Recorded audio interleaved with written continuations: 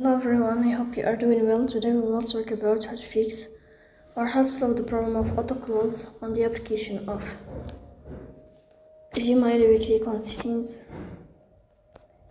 Here we click on apps, default apps, app settings.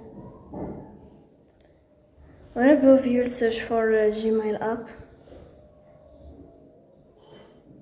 Here we click on first stop and we click OK. Then we click on storage. Here you will click on clear cache. After that you will turn off your Wi-Fi and you will turn on your Wi-Fi again to fix that problem. So that's it. Don't forget to support us by like and subscribe.